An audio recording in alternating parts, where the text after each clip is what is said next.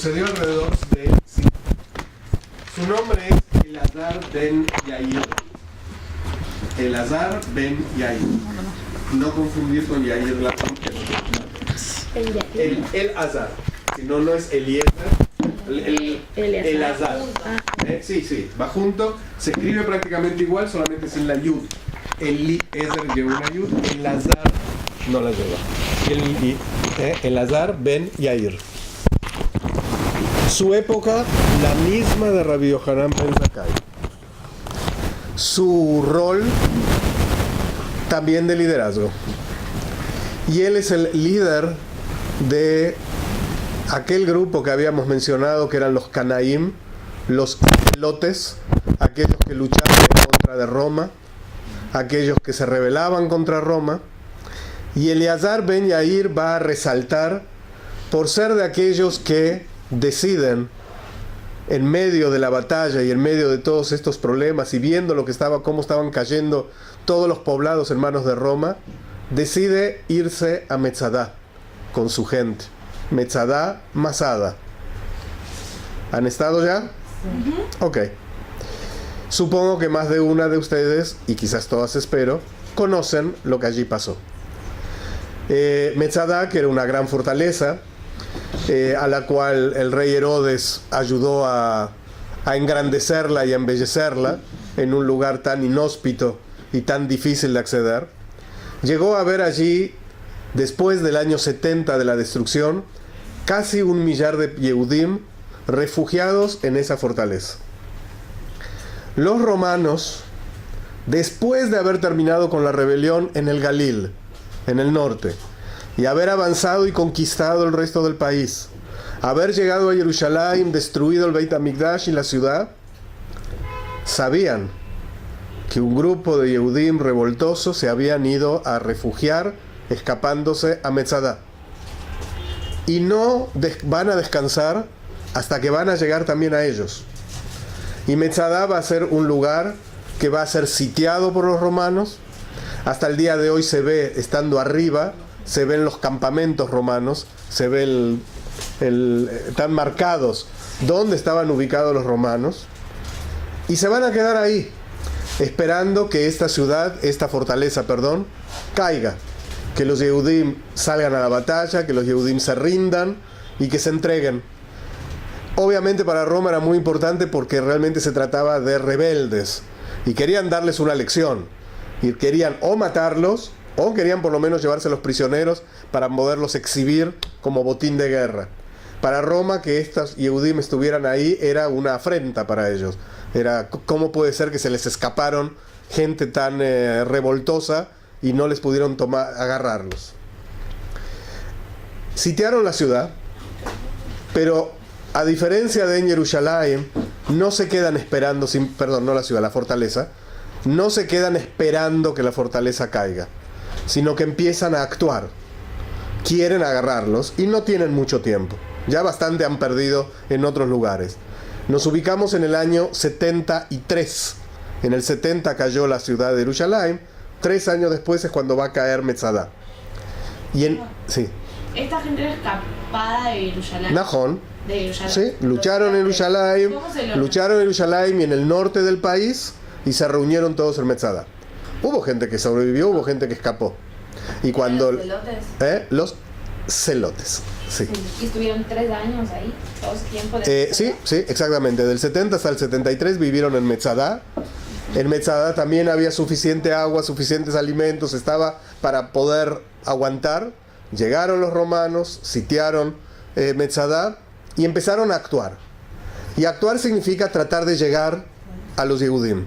¿Sabían que eso iba a pasar en un futuro o fueron ahí los judíos? Se fueron a refugiar. Pero sabían que en algún momento los romanos les iban a... Es muy posible y por eso fueron a un lugar fuerte, un lugar que realmente pudieran hacer una batalla. Quiero que ustedes tienen que saber, o sea, cuando fue la rebelión aquí en Jerusalén, los Yehudim siguieron luchando hasta el final. Algunos se metieron por todas las coladeras de la ciudad, por todos en los drenajes, desagües. Vivieron dentro de los desagües. Hace apenas menos de 5 o 6 años apareció todo el desagüe de la ciudad, desde Ir David hasta el centro Davidson. Está debajo de la calle Herodiana. Y está todo el desagüe.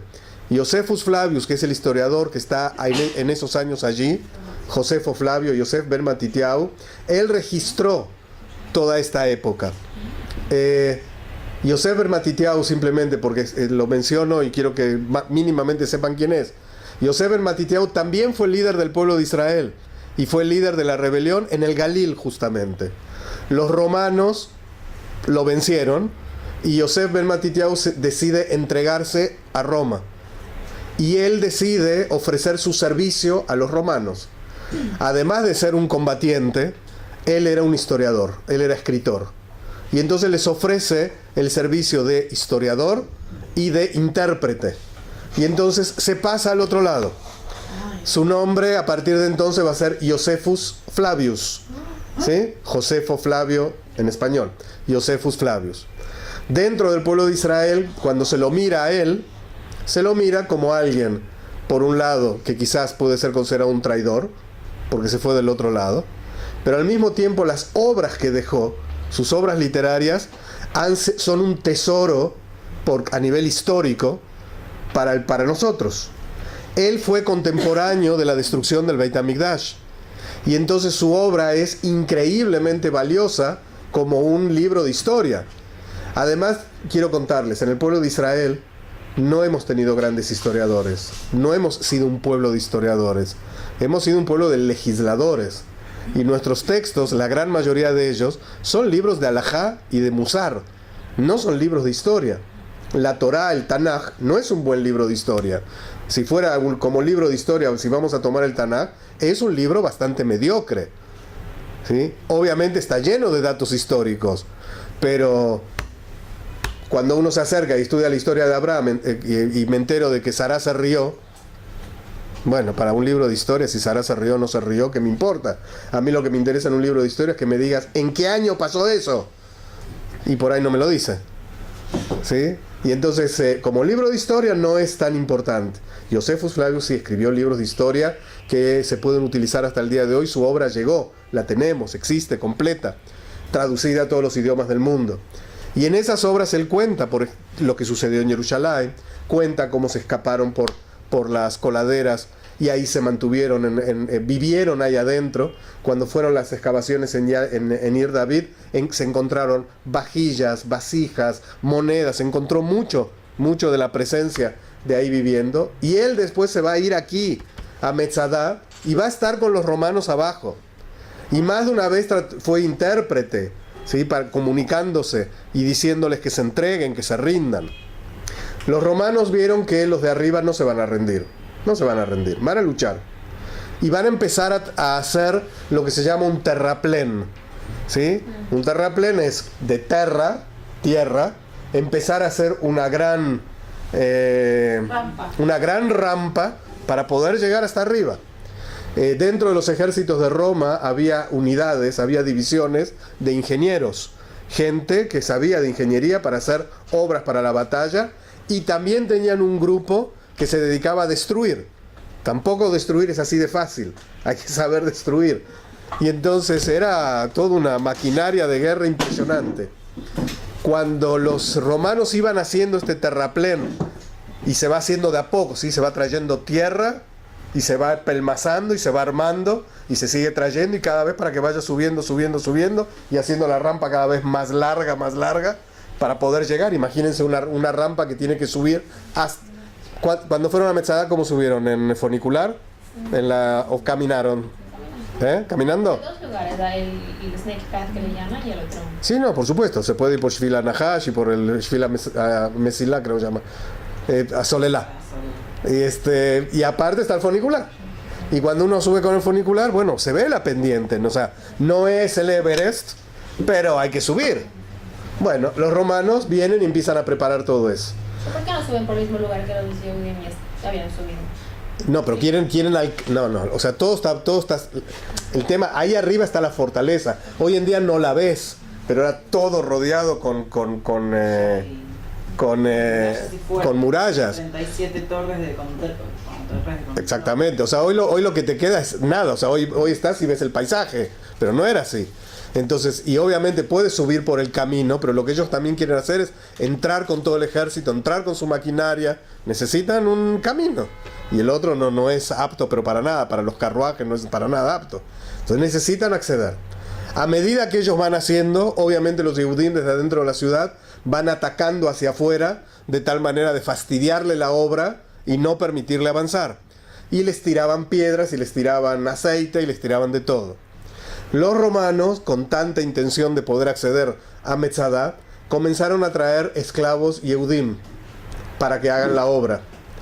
Y entonces los Yehudim de arriba se dieron cuenta que los que están abajo haciendo la obra son sus propios hermanos. Y si van a tirarles piedras, o si piedras significa rocas, no piedritas, o si van a estar tirando aceite, a los que van a lastimar y dañar es a sus propios hermanos. Elazar ben Yair es el líder de los Yehudim ahí arriba, y entre otras decisiones que toma es dejar de atacarlos, porque simplemente en esa le ganaron los romanos, definitivamente le ganan los romanos. Y el tema es que finalmente era claro que Roma iba a llegar hasta ahí arriba, y era claro que iba a haber un enfrentamiento, y que en el enfrentamiento no iban a poder ganar. No tenían el suficiente poderío para hacerle frente al imperio romano. No lo tenían. La verdad que cuando se refugiaron en Metzadá, su idea era: no van a llegar aquí, no van a llegar. O por lo menos, no, si van a hacer un sitio, no van a entrar. Roma va subiendo, y está a un paso de entrar. Y Eleazar ben Yair reúne a los 960 y tantos Yehudim que están ahí, hombres, mujeres y niños, ¿sí? Familias enteras. No piensen que eran solamente combatientes, eran familias enteras, y les va a decir un discurso. El discurso aparece aquí en el libro de Josephus Flavius. En el libro de Josephus Flavius aparecen muchos discursos. Muchas veces hay historiadores que dicen que los discursos son obra literaria de Josephus, ¿sí? Como historiador también era poeta y escritor, y que los discursos, bueno, ¿de dónde sabes el discurso? Sin embargo, en las últimas décadas se está teniendo un vuelco muy importante hacia la obra literaria de él, y muchos historiadores dicen que realmente los discursos hay que tomarlos como un documento histórico, entendiendo que seguramente le puso sal y pimienta, como cualquiera, ¿no? O sea, si ustedes escuchan mi clase y van y tratan de contárselo a otro, pues cada uno le pone lo suyo, no pueden decirlo textual. Pero seguramente, dicen los historiadores de hoy en día, la obra, los discursos que trae Josephus Flavius, la base de los discursos es historia verdadera. Y que incluso más, que quizás mucho de lo que dice es bastante textual. Obviamente él va a tener... Sí. No, que cómo sabe lo que... Ok, eso ahora al ratito se los explico de dónde lo supo. Ahora al ratito se los explico. El tema, ¿no te escuché? No, hay un lugar que hace mucho eco ahí. No fue por eso. Él reúne a su gente, o sea, él no va a escuchar el discurso de boca de Elazar ben Yair, sino que lo va a escuchar de una boca de alguien que fue testigo ahí arriba de lo que pasó ahí arriba. Vamos a ponerle suspenso a la clase. Reúne a la gente. El discurso es largo, no se los voy a leer todo, pero los reúne en el momento que se da cuenta que Metzadá va a caer, y que los van a agarrar, y que se los van a llevar prisioneros, que no hay forma de poder vencer a los romanos. Y entonces dice aproximadamente así: valientes compañeros, hace tiempo determinamos no servir ni a los romanos ni a nadie, sino únicamente a Dios, pues este es el único, verdadero y justo Señor de los hombres. Ahora ha llegado el tiempo de que con los hechos demostremos la grandeza de nuestro espíritu.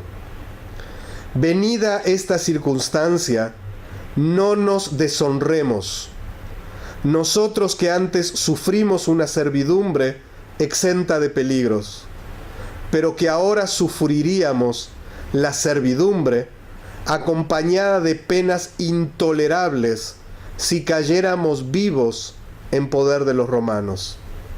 Fuimos los primeros en apartarnos de ellos, y ahora somos los últimos en hacerles la guerra. Creo que esta es una gracia que Dios nos otorga, para que podamos morir bien y libremente, cuando otros, vencidos contra lo que esperaban, no obtuvieron este favor. Tenemos la seguridad de que a primera hora de la mañana afrontaremos la derrota, pero todavía nos queda la oportunidad de optar por una muerte decidida, acompañados de nuestros seres queridos. ¿Se va entendiendo lo que dice? Sí. Obviamente lo principal es: no quiere caer en manos de los romanos, que no los deshonren los romanos, y merecen tener una muerte digna. Esto es algo que los romanos no pueden impedir de nosotros. Ellos desean atraparnos vivos. Sabemos que no podemos vencerlos en la lucha. Tal vez hubiera convenido desde el principio, cuando veíamos los terribles males que nos infligíamos a nosotros mismos y los males con que nos llenaban los enemigos, reconocer el designio de Dios y la condenación impuesta a la raza judía. Si nos hubiera sido propicio, solo permitiría que nos causaran un leve daño. Jamás toleraría la mortandad de un tan gran número de personas, ni permitiría que la ciudad le fuera tan sagrada resultara incendiada y destruida de raíz. Perdón, leí mal el párrafo. Dice, si hubieran actuado quizás los Yehudim de otra manera, quizás Jerusalén no hubiera caído, quizás Jerusalén no hubiera sido arrasada. Eso es lo que está diciendo. Y entonces les va a proponer tomar una decisión. Y la decisión es que mueran las mujeres sin que sean injuriadas, que mueran nuestros hijos sin ser sometidos a servidumbre. Después de ellos, otorguémonos mutuamente el beneficio de la muerte, conservando nuestra libertad, que será nuestro mejor monumento. Pero antes, incendiemos la fortaleza y sus riquezas. Estoy seguro de que los romanos se entristecerán cuando no logren apoderarse de nuestros cuerpos y se vean defraudados en su esperanza de apresarnos. Dejemos únicamente los alimentos. Servirán de testimonio de que no hemos sido reducidos por la necesidad, sino que hemos preferido la muerte a la servidumbre.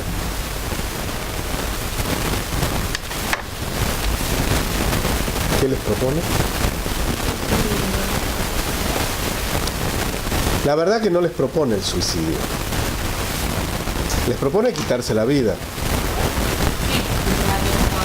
Ok. Propone un asesinato masivo. ¿Sí? Y al final, un suicidio.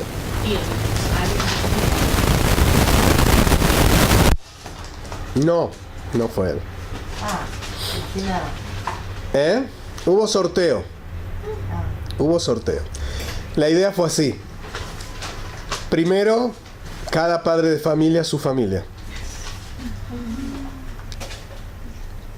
Fuerte, ¿eh?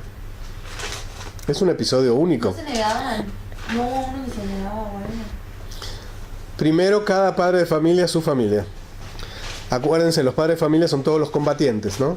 O sea, no es como en Jerusalén, que había familias de todo tipo. Aquí eran todos de los rebeldes, con sus familias. Pero todos eran del mismo equipo. Todos tenían una misma idea. Luego, eligieron a 10 de todos, para que esos 10 se dediquen a quitarles la vida a todos los demás hombres. Y de esos 10 se sortió quién era el que iba a tener que matar a los otros 9 y finalmente quitarse su propia vida. Así fue. En las excavaciones que se hicieron en Metzadá, aparecieron piedritas pequeñas con nombres. Y hay casi una certeza total de que eran las piedritas del sorteo. Es muy, muy posible que no esté equivocada lo que se cree que se encontró, ¿no? Pero así, muy cerquitas todas unas de la otra, como si hoy en día, ¿no? Uno sacara las fichas. En una de esas. ¿Eh? Sí, No, perdón, es algo apareció el nombre de él, sí. ¿Esa es la pregunta? venía ahí, Sí, sí. sí. que después de los 10 hombres que matan a todos los hombres, ¿cómo se matan entre ellos? Uno a los 9 se sortió entre los 10 quién era el que iba a matar a los otros 9 y quitarse la vida. ¿Sabían De quién toda le esta iba a quitar la vida? ¿Cómo? Tipo, de los 10, ¿sabían quién le iba a quitar la vida? ¿Todos sabían? Sí, claro, era abierto. Era simple. Ay, pero Como- no hay instinto de defensa. Hay un instinto de defensa innato. ¿Cómo es que no sé?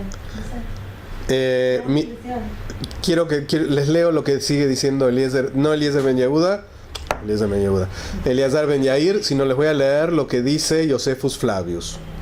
Después de que él dijo, ¿querías decir algo? ¿De qué manera se mataron? Espada. Estas fueron las palabras que pronunció Eleazar, así dice Josephus Flavius. Sin embargo, no todos los presentes estuvieron de acuerdo con lo que habían decidido. Se lo preguntaron recién, ¿y todos quisieron? No. Algunos estaban ansiosos de obedecer y casi se sentían gozosos con el pensamiento de una muerte tan hermosa. Pero los más blandos, fíjense cómo pone el texto, sintieron piedad de sus esposas e hijos, y sin duda de sí mismos. Unos a otros se indicaban con lágrimas que no estaban dispuestos a seguir este consejo. Cuando Eleazar se dio cuenta que empezaban a dudar y que sus ánimos se reblandecían por la magnitud del acto, temió que incluso aquellos que decidieron ser valientes se desanimaran y empezaran a lagrimear. Por tal motivo, no desistió en sus exhortaciones, sino que se levantó y con ánimo decidido hizo un claro discurso sobre la inmortalidad del alma y con grandes exclamaciones, mirando atentamente a los que estaban llorando, dijo, y empieza con un nuevo discurso de 2 páginas y media, hablando de que la muerte no es el final y que en el pueblo de Israel tenemos una convicción clara de que la vida continúa y que el alma es eterna. Y empezó a estimularlos en ese sentido, diciéndoles, estamos aquí encerrados en un cuerpo y ellos bla, bla, bla, bla, bla. Pero él sí se dio cuenta de lo que estaba pasando. Lo estoy trayendo porque, sea como sea, es un líder. Definitivamente es un líder. Y un líder del pueblo de Israel. Por lo menos le tocó estar ahí. Y entonces ve que están tomando una decisión, que les está proponiendo una decisión, que el pueblo al principio, la gente dice sí, sí, pero no, es cierto, ahí vienen los romanos, me van a agarrar, me van a llevar esclavos, van seguramente a matarnos algunos, van a violar, pero ¿qué preferimos? ¿Eso o quitarnos la vida? La decisión no es fácil, es una decisión terrible y uno internamente el instinto de supervivencia lo tiene, sí. No, que me resulta como más, no sé, no soy madre, pero tal vez no quitarse la propia vida de uno, pero matar a tu hijo. O sea, como eso me resulta mucho Muy más fuerte, ¿no? cruel, como, no sé. Sí, sí. Ahora, O también saber que si lo dejan vivo pueden esclavizarlo.